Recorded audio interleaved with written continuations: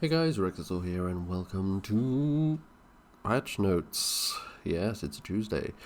It is the 7th of October 2025. It is cold in my house, that's why I'm wearing an hoodie. You can't stop me.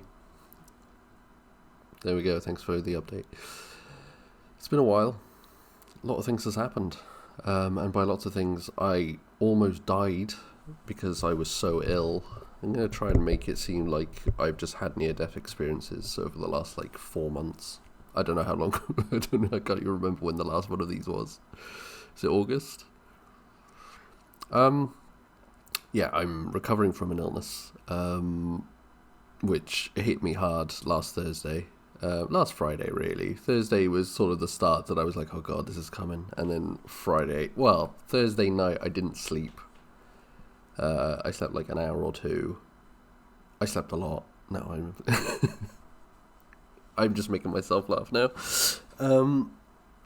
Yeah, it was not pretty. I didn't actually get to sleep until I didn't get to bed until half midnight, maybe, because we had Warhammer on the Thursday.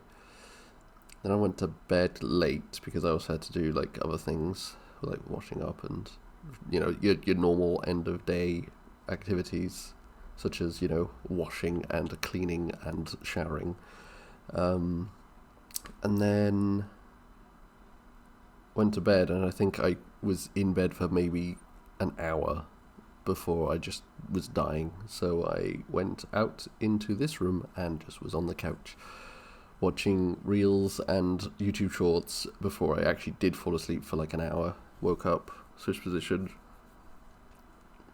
Yeah, don't envy it. And then the entirety of Friday was yeah. And then Saturday was okay. And then Sunday was an experience. Yeah.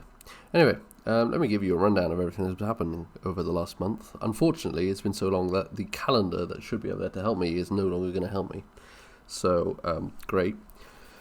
I've been doing a lot of Heresy. And I've been playing a lot of Horus Heresy as well, because I hate religion. So, just a lot of Horus Heresy. Warhammer is what it is.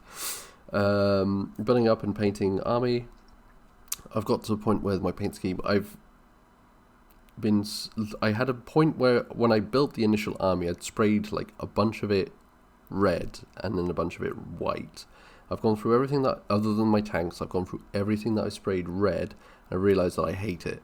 So going forward, anything that I'm doing is spraying white and then being painted, because it just looks and feels better. Even though it is definitely slower for me to paint that way, I feel like they look better. It does take me a long time to do it though, because the army that I'm doing, Blood Angels, are very red, which means that if I'm spraying it white, I gotta do a lot of red on every other bit of armor. But I've got the process down. It's just time consuming. With the tanks, however, spraying red gives them a different kind of feel to it, and also speed paint on flat surfaces on large flat surfaces, I should say, doesn't really feel great. So keeping those, and then I just need to get my technique down. With that, there's also not a huge amount of tanks, I say that, but I keep getting them because my friend keeps 3D printing them. So, and tanks are cool. So, yeah, I've been playing a bunch of that. I've been really enjoying my time with that game, really enjoying it. It's so different to 40k, in a way that it just feels like old 40k, because in new 40k it's very much, what's about to happen when it happens to you. It's oh, you are just going to absolutely wreck me, and there's nothing I can do about it. And I feel like a lot of the reasoning behind that is because of the armor save modifier, which is crazy, because back in the day, everyone was we should have an armor save modifier that's similar to Warhammer Fantasy, which made sense at the time.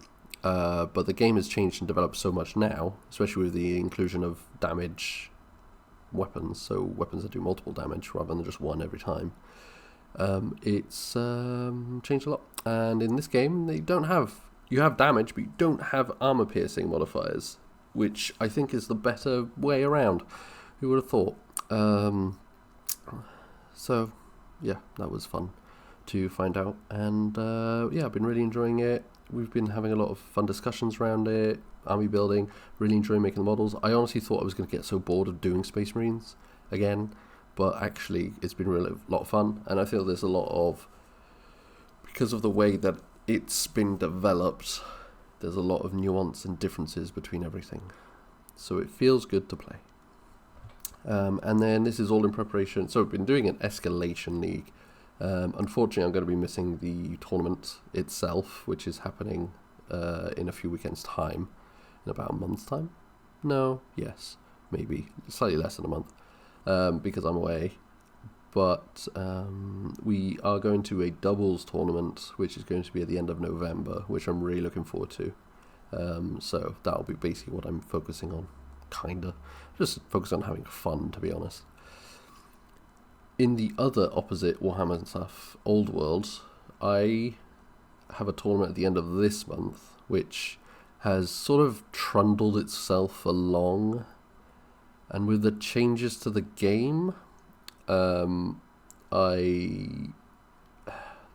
Basically, I've not been playing Old World as much because setting up Old World games has been more difficult, and also just been really enjoying Heresy a lot. I think the fantasy element is good, but the idea of smashing Space Marines against each other is funner. I have been enjoying my games of Old World that I have been doing, but it's mostly been like very, very casual, just getting models on the board and having a fun time. And those games have been really fun. Really enjoyed doing those. What I've not been enjoying is the competitive element of Old World, which is happening in the background. Specifically, we've got a new match play guide, which has added objectives and secondary objectives and things on top of the normal game, which is fine. I don't mind that. There are very specific limitations, which is great for an army building, and I was really looking forward to giving them a go. And the times that I have used them, I've been playing my High Elves, and it's very quickly become apparent that High Elves suck. They are not good. They are below average. They're not shit. They have some very good units, but you need to either have those very good units in a large contingent of them or not. So I'm going to be going to this tournament playing my Warriors of Chaos again, which wasn't the intention, but I do really like playing Warriors of Chaos, and that became very apparent last time I played with my group, where I was doing 1,000 points, and we did doubles, and I was playing Warriors of Chaos, and I just there's something really fun about putting big models down and going, I'm going to go right forward, you got to stop me. It was the same thing at the tournament when we went to Nottingham. It was just a case of, you got to stop me, and the ones who won definitely stopped me, and those who didn't, it was a really, really fun fist fight. Sometimes it was like, I can stop you, but I'm going to charge you as well. So it was interesting. It was fun. So yeah, basically that. And so for this tournament at the end of the month, I'm going to be bringing Warriors of Chaos, which is basically the opposite of how the objectives are played, and I feel like this is going to be the main reason I'm pissed off about this tournament specifically, and the way that they have used the match play guide in the way that they've done it. One of the secondary objectives is called Baggage Train. So effectively, you have a objective at the back of your field in your deployment zone, which you have to protect from the enemy from capturing or destroying. They get more points for capturing, but they can just destroy it, which is my plan from my side. The annoying thing is that you have to make your own, and I feel like that's I don't want to have a terrain piece that I don't care about, that I'm only ever going to use like once or twice here and there. And it needs to be like fully painted and like modelled, and I don't have those. I don't want to. I don't feel like I should have to. I paid for my PlayStation in this tournament. When I initially bought my ticket, that wasn't a stipulation. The match play guide hadn't come out yet. There was a stipulation saying we will probably be using what's in the match play guide, but objectives, fine. Sure, tokens.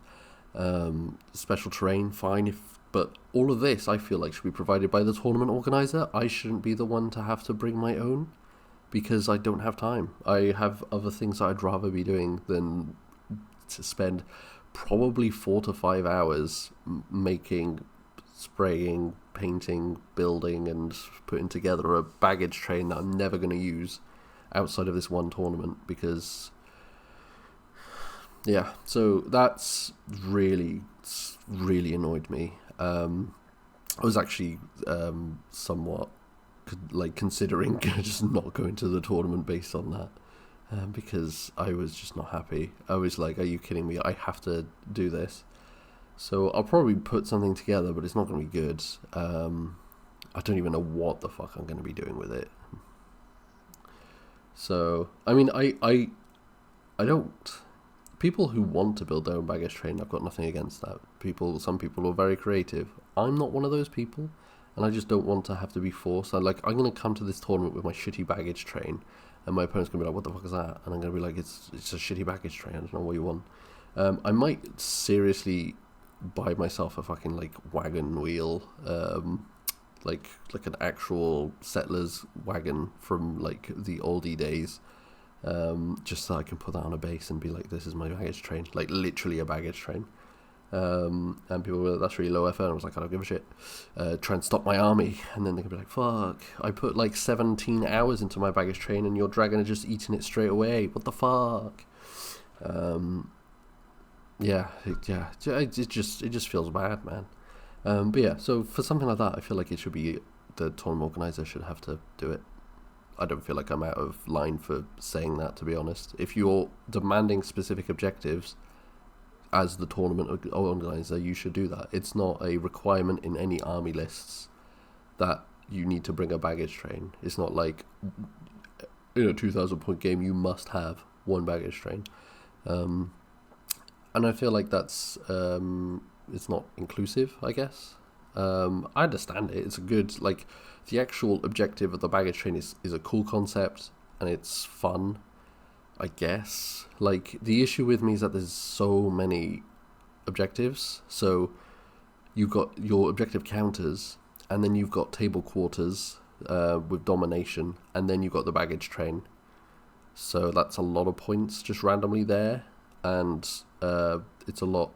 And it's am I supposed to provide the objective counters as well? Apparently yes, and that's fine, because objective counters are easy to come by and they use across every system. So whatever. I still feel like it should be provided by the organizer. Say you've never played a game of Old World and you're like, oh, I'm going to try out this tournament straight away. Oh, I've only just finished my army and now I need to make what is this baggage train stuff? I don't know. Maybe it just gripes me the wrong way. Maybe I'm just an asshole. I don't care. Oh, I've lost all my notes from D&D. They're on the floor now. Anyway, that was a rant and a half. That's Warhammer. Let's move away from that. To video games, I guess. Since last time, I've been playing quite a few games. The main one has been, I played a bunch of Dawn of War Definitive Edition. When that came out, I was on the fence of do I want this? And then I saw that it was discounted for those who already had Dawn of War. I was like, I might as well just get it. It's below £20, or I can't remember how much it was. Played through, I think I have discussed this because I've been telling people about the missions. Played through the main campaign, very fun. Very cool. I did not complete the Winter Assaults. Just game-breaking bug, and also really difficult and dumb. Dark Crusade, I finished. I was just like, what the fuck is this? When I got to the Necron home base. And then Soulstorm, I completed my Guard campaign. Thoroughly enjoyed my Guard campaign. Thoroughly enjoyed. I didn't realise how fun Imperial Guard was until I played them. Really, really fun. Just mass infantry, bit of tanks, and off you go. Really quick to get up to that level as well. So yeah, it's really, really fun. And then I attempted Necrons, and I was like, fuck these guys. So that was Dawn of War. My brother has started playing as well. When I told him Definitive Edition is out and it allows you to zoom out, he was already fully invested. So yeah, that's that. But the most important thing that I've been playing,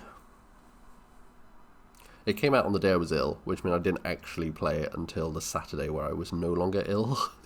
The new Ghost game, Ghost of Yotei, has been out, and I've been playing it, and I've been really enjoying it. It's really strange. It is the way the story is laid out is completely different to a game. Well, specifically, it's very different to Ghost of Tsushima for sure, because it's not quite linear. It's you start the game, and then as soon as you finish the prologue, effectively, you're given 3 branches that you can follow, and it very much feels like you can do them in any order, whatever. And I didn't know how I felt about it, because I feel like one of the massive strengths of Ghost of Tsushima was how like amazing the story was, and how like close knit it was, and you were never really thinking what's going on. And with Ghost of Tsushima, the way it worked is you had your main story stuff, it opened up a region, and then you had your like the 3 characters that were going to help you in the final fight. You do their quests, you go to the next story point, you unlock the next area, blah blah. It was quite what's the word I'm looking for? Methodical, I guess. It was. I don't want to use the word obvious, because it's obvious in the story beats, but not what the story actually was, if that makes sense. Here, I really wasn't sure what was going on. Very much you could just follow the story.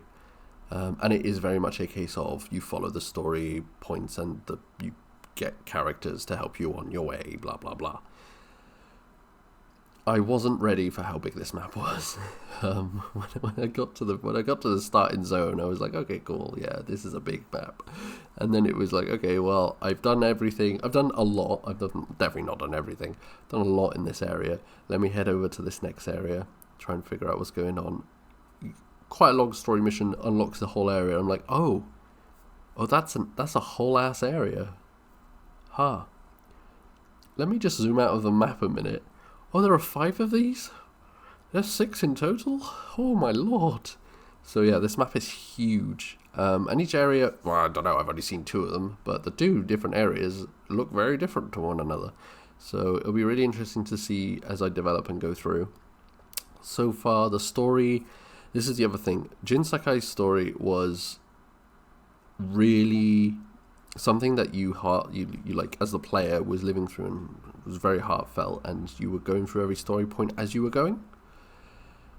Atsu's, which is this current character's story, it felt, how do I explain this? Basically, I also do not want to spoil anything, because it's really good, but effectively you have the prologue, and then you have 16 years, and then your character is, and then the game starts, kind of thing. But the inciting incident, like Jin Sakai's inciting incident, is right at the start, where you are part of the group that is looking at the Mongols coming in, and then there's a big fight, and then you're trying to survive that battle, and then from there let's try not to die anymore. With Atsu, the inciting incident happens, like right at the start. You're like, holy shit, what the fuck is going on? 16 years pass, and then I'm gonna have to give. Basically, it's funny enough, it's a revenge story. Who would have guessed? There are 6 people that you want to go and kill, called the Yotei 6, and you start the game by encountering one of them with no tutorials on how to fight or anything, which was like, okay, I can't remember how to do this game, by the way, guys. Can you just chill? And that happens, and then the game opens up, and it just feels abrupt, I think is the word. The other thing that I'm not quite sure of yet is why this is a Ghost game. Because the idea of the ghost, Ghost, as in Ghost of Tsushima, Ghost of Yotai. Ghost was such a big part of the Jin Sakai story, where you had to choose between the ghost and like the honorable like samurai way. And here it doesn't appear to really exist. And I don't know if that's just because it's not been challenged yet. It's not really been shown. Doesn't really make sense to an extent of why. Now, this is not saying that it's bad, like that this isn't explored. It just feels weird because of how closely intricate the Ghost versus Honorable way was being used, and how the Ghost way was, like, in my opinion, the Ghost way was the one that you needed to beat the Mongols. Whereas here it feels like an additional, like, sort of tacked on, well, it's a legacy game, we're just basically a lot of the things happening from Ghost of Tsushima, like the battles and mechanics and stuff, is just potted on, but it's a different story. And that's what it feels like, which is a little bit disappointing. However, there are a lot of cool additions to this game for sure, and the combat's incredible and all that. Maybe they'll be exploring it later on. Maybe we'll get a bit more explanation. I'm quite early on. I'm barely 20 hours in. Out of the 6 regions, I've only found 2. So maybe it's going to be explored later. Despite that, it's also kind of not an important thing. Like Ghost, or Onyo as it is in this game, is mentioned by a lot of people, like almost as if they're like, oh, we know of the ghosts, and maybe that will be explained later down the line. Like, who are these ghosts? How is it that these people know that this is a thing? Is it just a legend? Is it just something? Who knows? So we'll definitely see. But the story itself, what we've actually seen, it's significantly character-driven story. So it's Atsu's story and her interactions and what she feels, which is the same as Jin's, where it was Jin's story, except Jin's story was very much this walking the path between honor and ghost. Here it feels very much like she's walking the path of, I'm going to burn anything to the fucking ground because I want revenge, which is a great story when it's written well, and this is written really well. And I have on multiple occasions already gasped in like, oh my god, really? So it's been really, really fun. I've really been enjoying the characters that have been built up, the way the story works. You are very much working as a bounty hunter in this, and so there's a lot of like trying to find these bounties to get money, and that's a really cool aspect. There's like a bunch of new abilities, lot of new weapons, which has been quite difficult to get my head around. They do feel like Jin and Atsu feel like completely different characters in how they approach the world, and that is fantastic. I really, really enjoy that. So yeah, well, it's just going to be really interesting to see how they go on. So far I really recommend, but obviously I'm nowhere near the end of the game, so I can't recommend it yet fully. But it's what made Ghost of Tsushima so good for me. It's my top 5 game. It might be my third favorite kind of game. Is that the story, like the game itself propels it to like an 8 out of 10, and the story bumps you up to that 10 out of 10 game. That final fight will remain the most difficult decision I have ever made in my life in a video game. I keep like that final, like the issue with Ghost of Yotai is making me want to play Ghost of Tsushima again, which I don't know if that's a good thing. Whereas say Horizon Forbidden West didn't make me want to play the original Horizon again. I was very happy with what I had in Forbidden West. Like, I can't go back.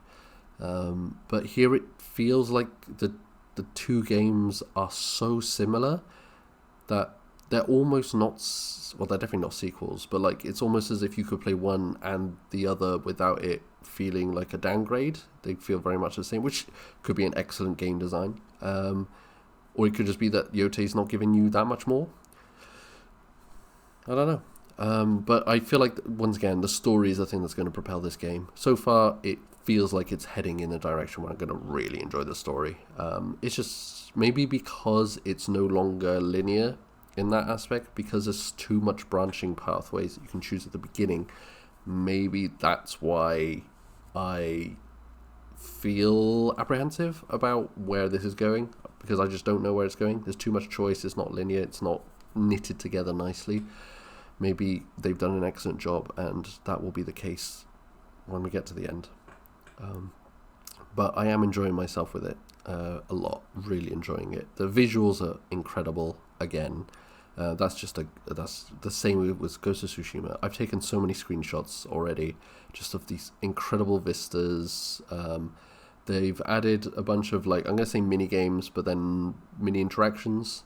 Once again, they use the DualSense controller incredibly well. You have to interact with it so much. There's a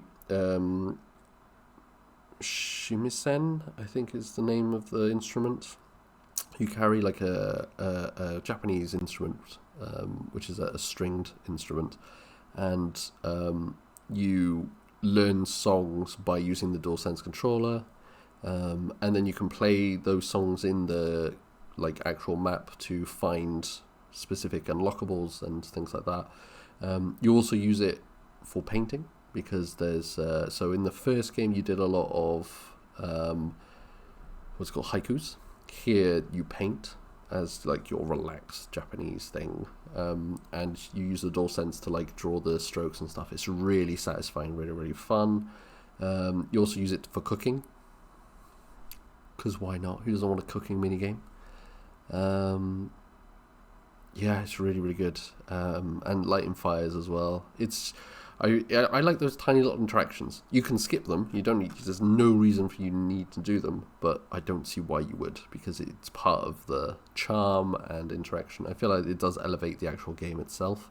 Another thing that I really enjoy, and I think other games should include this in their games because it's phenomenal. You have a map, big map. Every open world game has it. Large map of the world. You go up to a dude, he says, "Oh, I think there's a shrine around this area." You go onto your map and you have a little map piece. And then you have, as the player, to move the map around the big map to try and find where it fits into the big map.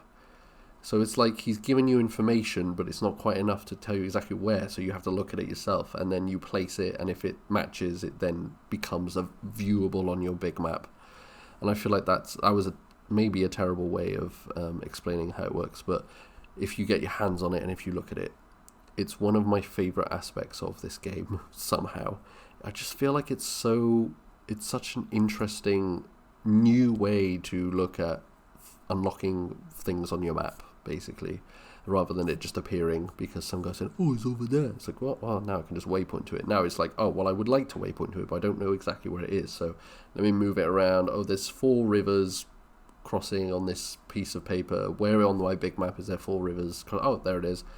There we go. You know, it makes you look at the map and kind of know where you're going and what you're doing. I really enjoy it. And yeah, the art style's really good. The graphics are really good. The combat is really good. The weapons have been really good so far. I've been really...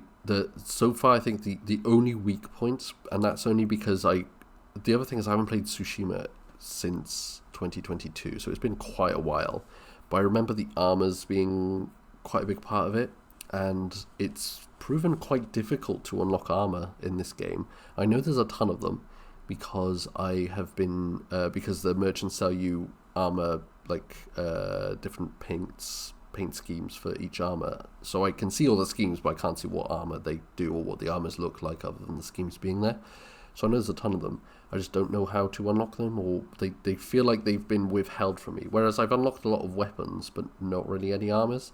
And I know with Jin Sakai, like the amount of armors that you had, you kind of was like, oh, well, I'm about to head into this specific area. I should probably think about getting this specific armor. So, and I think the other thing that's really annoyed me with regards to the armor is I've only got 3 armor pieces. One of them is your starting armor, which is not upgradable outside of the story, but I don't know, like, it's not explicitly told me what story points I need to get to upgrade my armor, and I don't know if it's a case of every time I take out one of the Yotai 6, I'll get an upgrade for it, because that feels like really endgame stuff, because the Yotai 6 are all very strong. Allegedly, I've not actually faced any, other than the opening one. But the other 2 armors I got, one is the Bounty Hunter armor, which I got from doing bounties, which is a really cool upgrade. It's like, you've done all the bounties in this area, have really cool armor. But the armor itself means you can't parry. And I feel like, well, that's that's how I play the game. It's not that I can't parry, it's perfect parries only, which is fine, but not against the opponents I'm with now, who have like I'm sorry, what do they do? Who have 16 attacks, like really quick succession. It's like I can't parry all of this, and a perfect parry on one of those doesn't actually stagger them. It's really frustrating. And then the other armor is armor for one of your like interactable NPCs, who's like a merchant that goes around collecting things from the dead, and it's like I can't remember what to call it, but effectively it's armor collected from the dead, and it looks shit.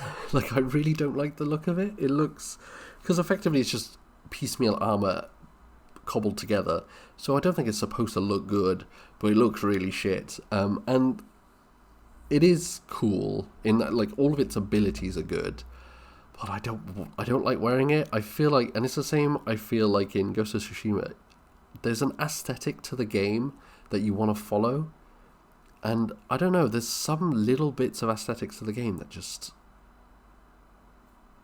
don't follow the aesthetic, and that armor just doesn't, and it's really weird, and I don't like it. I don't know. I'll tell you something that does. The names of swords is insane. So in the game, you can customize the look and appearance of your armor, your headwear, your facewear, because masks and things, and then your swords, like the wrappings and things on your swords and your scabbard and things. I went to the top of a mountain where I found a sword called Starlight Abyss, I think it was called.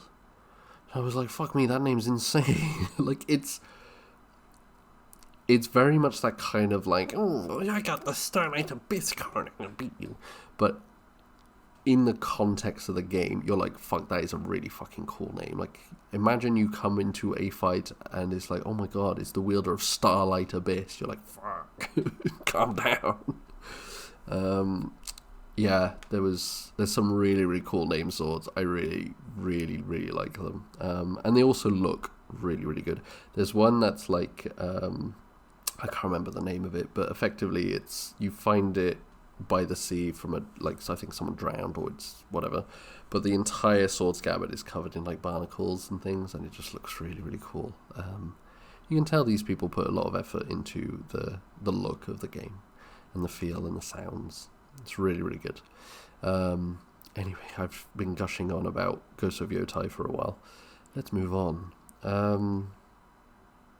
Is there anything to move on? Oh, I bought a lot of DVDs from CX recently. I went in, I bought £20 worth of DVDs, which was like about 18 films, I guess, 15 to 18 films. So we've been slowly working our way through those. It's been good fun. Getting stuff that I thought I had or really wanted to just own. Because Hannah and I don't have any streaming services, because, well, mostly we can't afford them, and secondly, we don't have time to invest in that much watching of things to make it worth our money, and also the fact that it keeps going up in price every time. What's the point?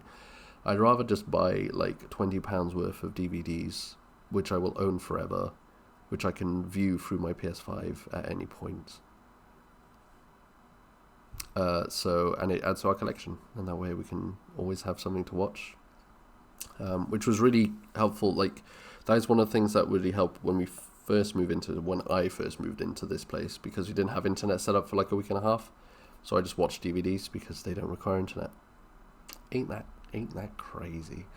But yeah, so there's a bunch of DVDs. I'm looking in that direction because that's where they are currently. But yeah, just a bunch of good stuff. And then, Sunday craziness, that's what it was. Sunday, Hannah ran a half marathon, the Cardiff half. It was very sunny. So it's 13.1 miles, but I think she ran like 13.4 because she had to like swivel and do that around people that can't run. It was much warmer than I think anyone was anticipating, because we had, I think, 4 people, or Hannah crossed 4 people on stretchers who had like either passed out because of exhaustion or heat stroke, all that stuff. And I saw one person who was running with a bandage around their head and like actually just dripping blood, and they had like a med person running beside them. And I was like, what the fuck? Why are you still running? Anyway, so bear in mind, I'd been ill for 2 days. I had done barely like 4,000 steps in 2 days. I did 20,000 steps on Sunday because I was, I had to walk to the start to be like, you got this, girl. And then I went near the start line to like cheer on. Then I walked all the way from town to the bay to get her around the halfway point, where she didn't see me. Very rude. And then I walked all the way to the finish line to cheer on, and once again she didn't see me. Can you believe that shit? And then went home. And then I had to walk to get ourselves some pizzas because we didn't have any food. It was good. But it was certainly something like when you've not been active for like 2 days and then suddenly you do 20,000 steps, you're like, ugh. That's just the way it is. But yeah, she did a half marathon. So because of the heat, she didn't beat her time that she wanted.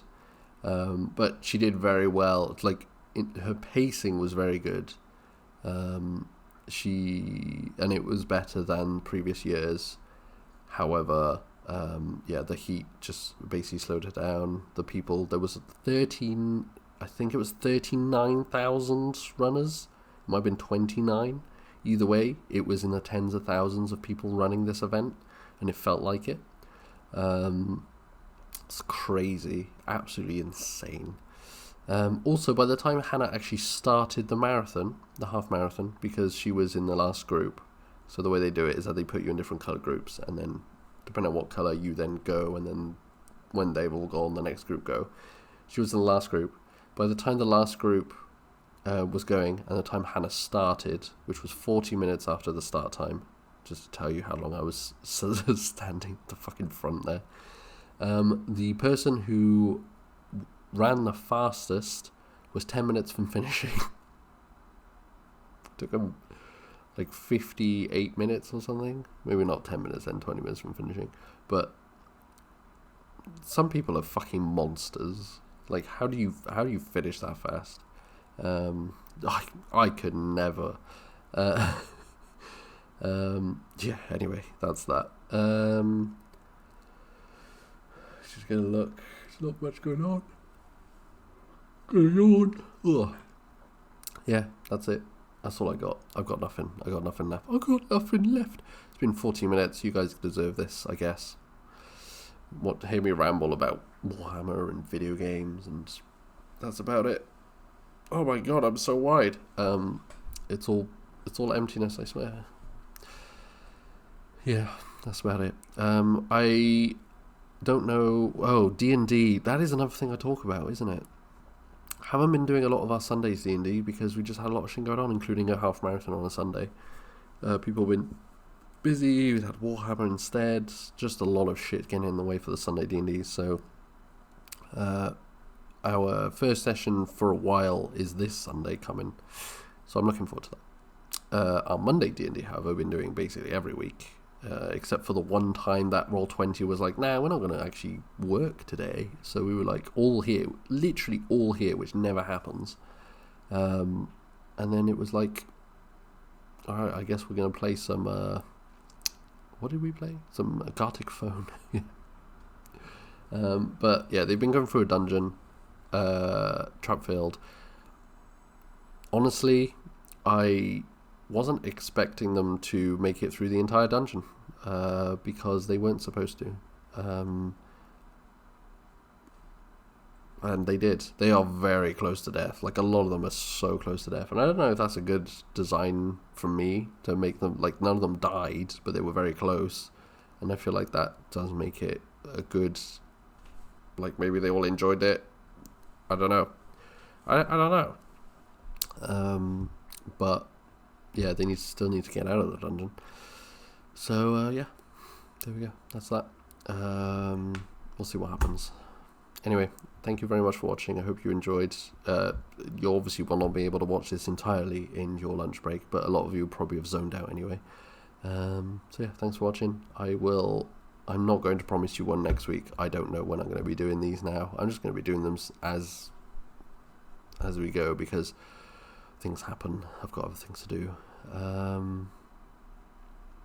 Yeah, love you lots. Hope you're all good, and I shall see you next time.